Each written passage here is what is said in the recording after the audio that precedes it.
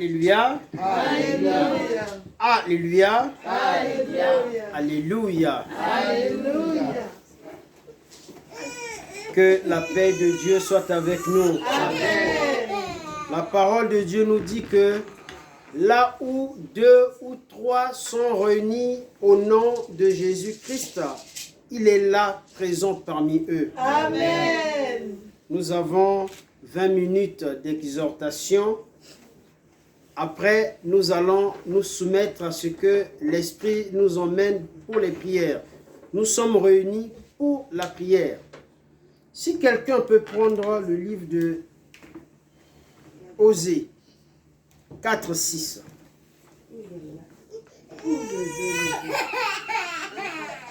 Osée 4:6.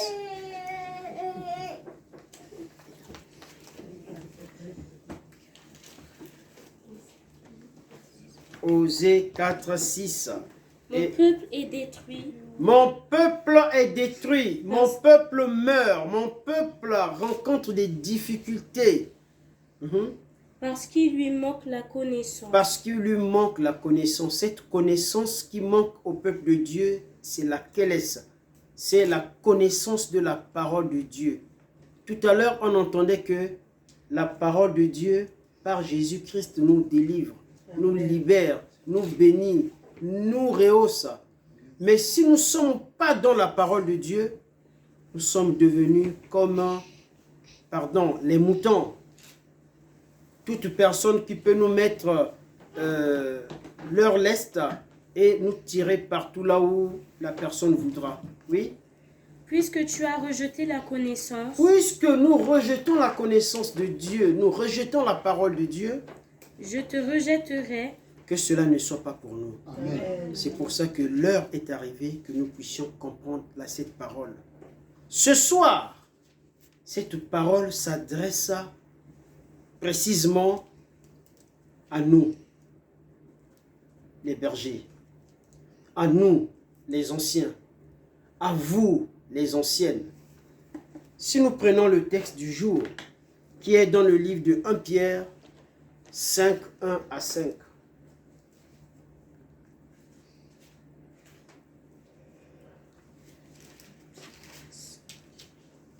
Voici les exhortations que je t'adresse. Paul s'adresse aux bergers, c'est-à-dire il les interpelle par rapport à leurs responsabilités, mais aussi aux exigences de leur ministère, de leur mission. Aux anciens qui sont parmi vous, moins anciens comme Pierre s'adresse aux anciens parmi son peuple. Il écrit, c'est l'épître, c'est la lettre de Pierre à ce peuple-là. Oui? témoins des souffrances de Christ et participants de la gloire qui doit être manifestée. Paissez le troupeau de Dieu. Paissez le troupeau de Dieu, Oui. qui est sous votre garde, non par contrainte, mais volontairement. Merci. Pierre demande au berger. Qui est berger? Le berger, c'est celui-là qui est nommé devant les brebis. Cela est égal au pasteur. Pasteur, ce n'est pas au sens configuré, le sens figuré, mais un chargé, c'est un pasteur. Un dévancier, c'est un pasteur. Car la parole de Dieu nous dit, c'est Pierre encore qui nous l'a dit, que par le baptême, nous sommes tous prêtres, nous sommes tous prophètes, nous sommes tous rois. Qui dit prêtre veut dire pasteur. Et il dit que les anciens s'occupent des faibles. Ici, l'ancien, c'est dans le sens de la maturité spirituelle. C'est-à-dire qu'un devancier, c'est pour ça que quand on reçoit le baptême, il faut attendre, il faut se faire former, il faut savoir prier, il faut avoir la maturité avant de commencer à prendre les onctions. Et les onctions, normalement, c'est tous les 3 ans. Mais tous les 3 ans, il faut travailler. Si on ne travaille pas, ce n'est pas bon. Ici, Pierre nous exhorte en tant qu'anciens, c'est-à-dire ceux-là qui ont la maturité dans le Seigneur, ceux-là qui connaissent la parole de Dieu, puissent nourrir. Un berger, un pasteur nourrit les brebis. Ce n'est pas de la nourriture charnelle, mais c'est de la nourriture spirituelle. Et cette nourriture spirituelle s'accompagne aussi par les exhortations, les prières et un bon exemple pour ceux-là qui sont au devant de ce peuple-là.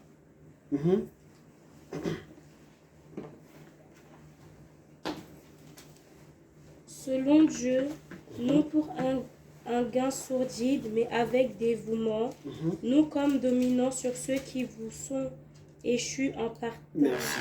On attend d'abord. Déjà, quand on est berger, quand on est responsable spirituel, ce n'est pas forcé.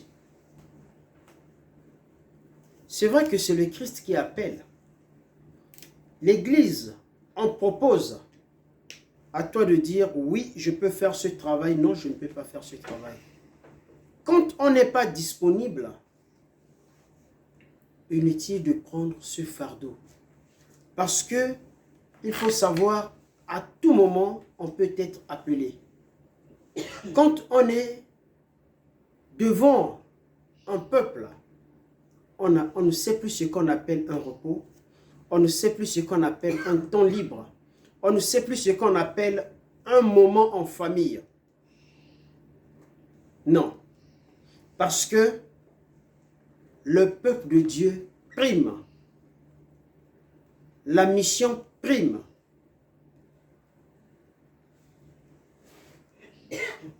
Donc c'est une mission que nous devrions faire sans contrainte. Et aussi, il ne faudrait pas que l'argent, le premier danger, soit au devant.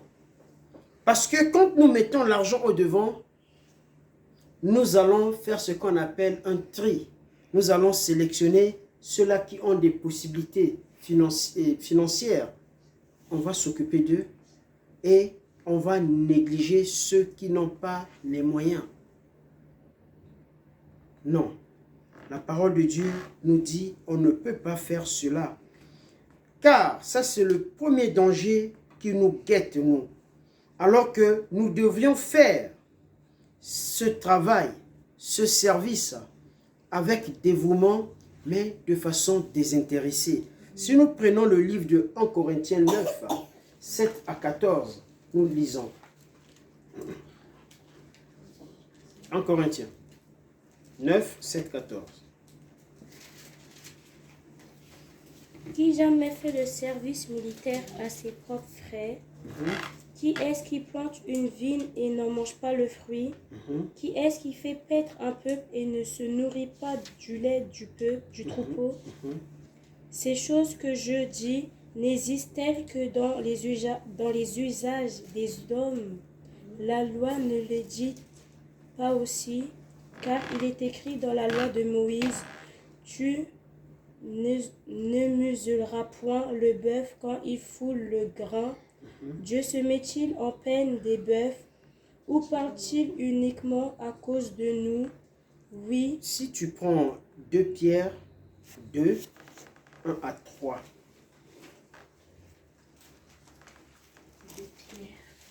2 Pierre 2, 1 à 3. Il y a eu parmi le peuple de faux prophètes.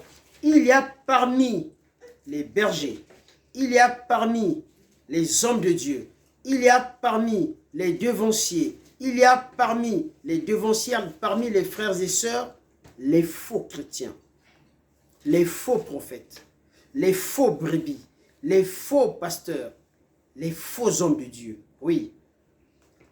Et il y aura de même parmi vous de faux docteurs qui induiront des sectes pernicieuses et qui, reniant le maître qui les a rachetés, attireront sur eux une ruine soudaine.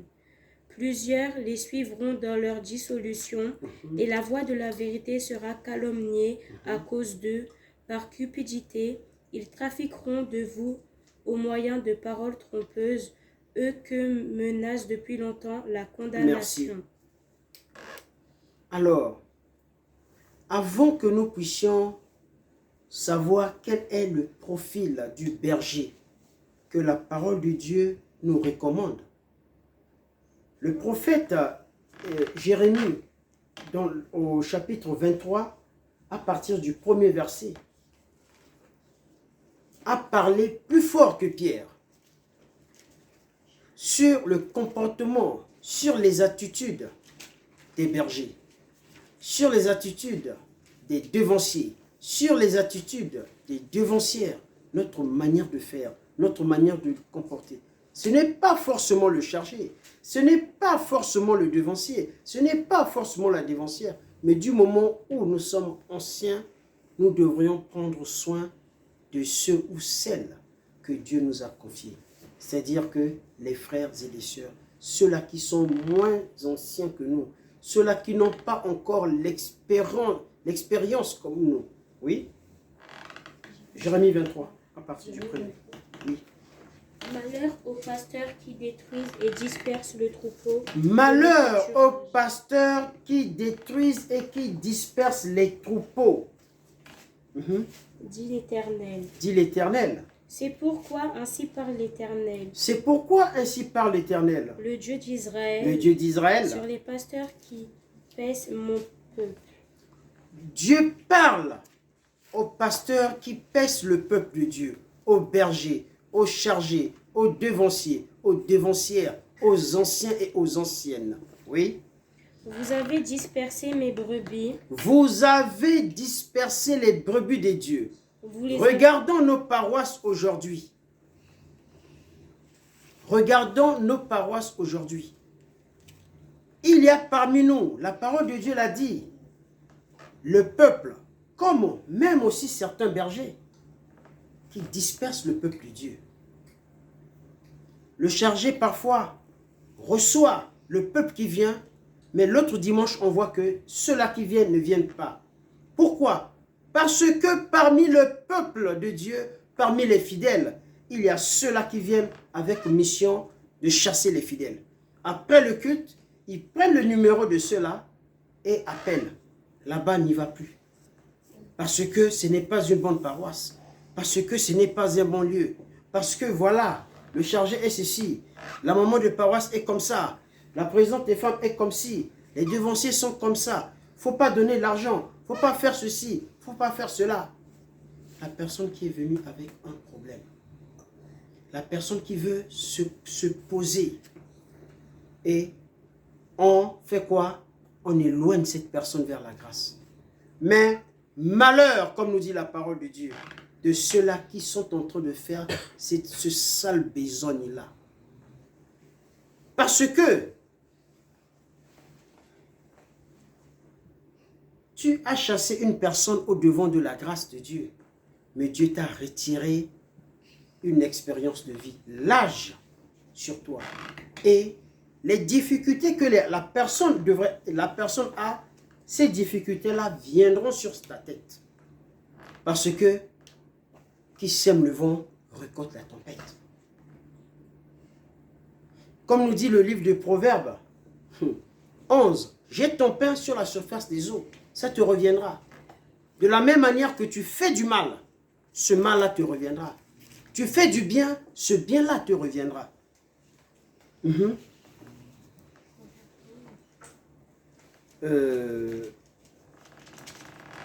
On va prendre Ézéchiel. Pour finir, Ézéchiel 23 à 34. À partir du... Il faut prendre à partir du 12e verset.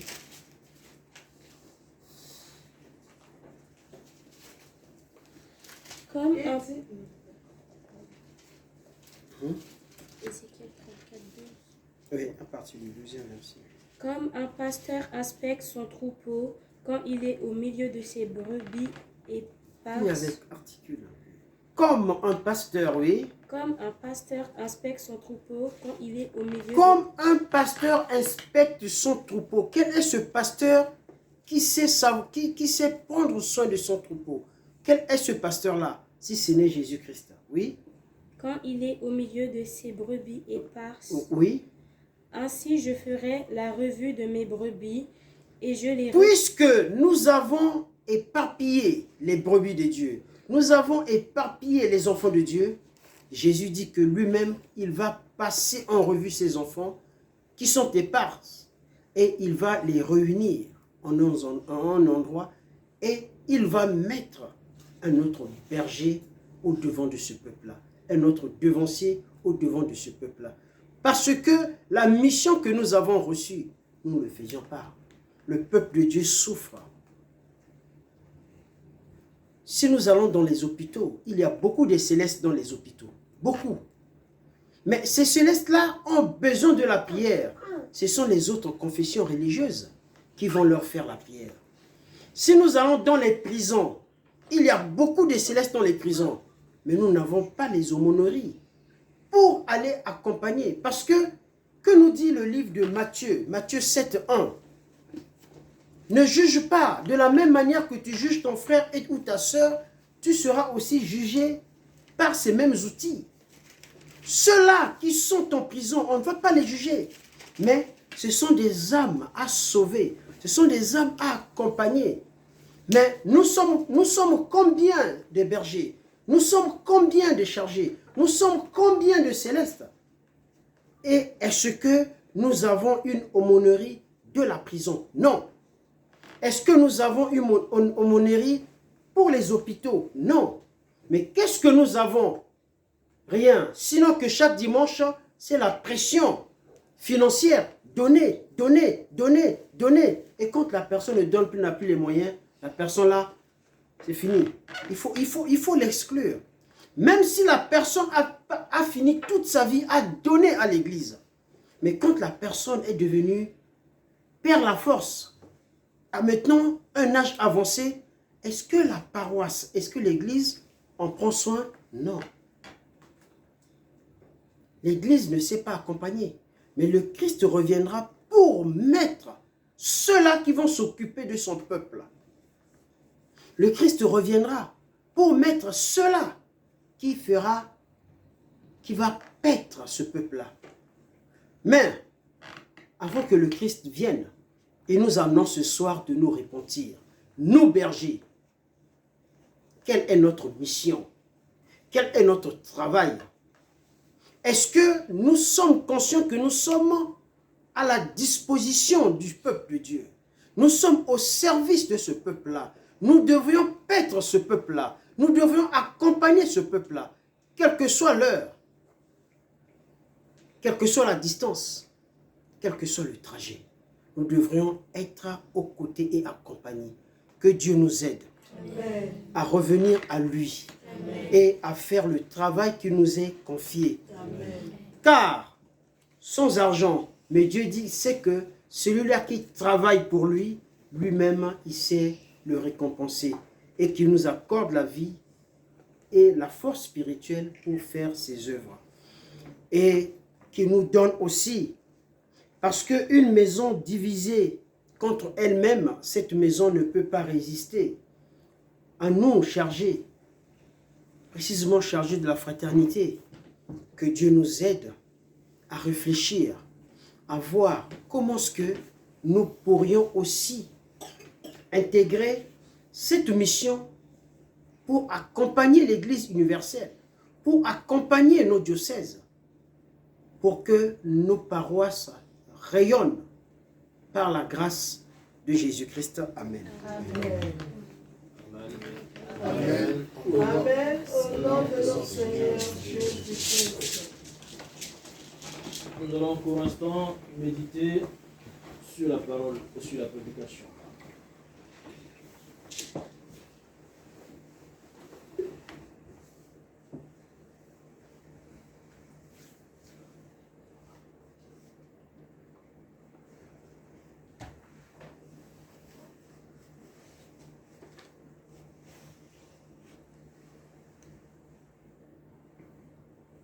Le clavier Samson par la chaise de prédication.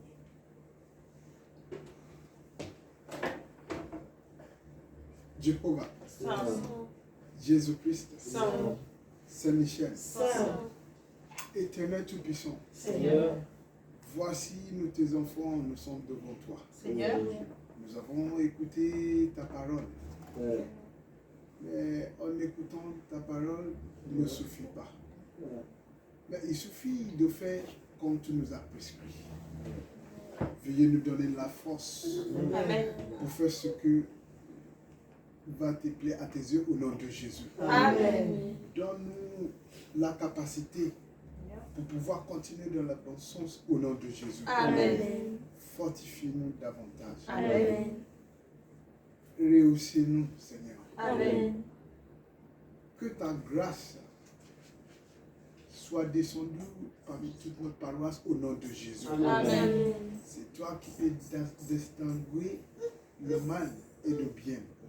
Mais veuillez nous séparer du mal au nom de Jésus. Amen, Que tout le peuple qui ne prononce pas ton nom, que tout l'esprit qui ne respecte pas ta précepte soit éloigné de nous au nom de Jésus. Amen, Fortifie tout notre fidèle. Amen. Fortifie tout le chargé. Amen. Fortifie l'église du Christ céleste au monde entier. Amen, Au nom de notre Seigneur Jésus-Christ, nous avons. Amen. Amen. Amen. au nom de notre Seigneur Jésus-Christ.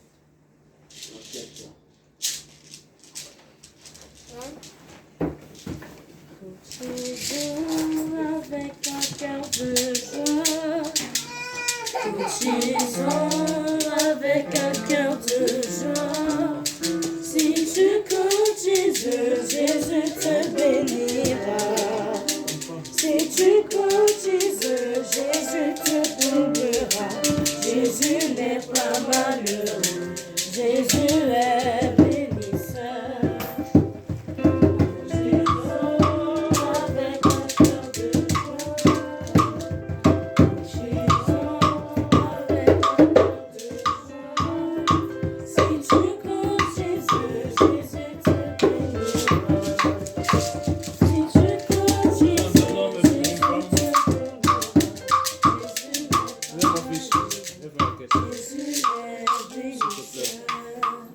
Ma fille, viens faire la quête.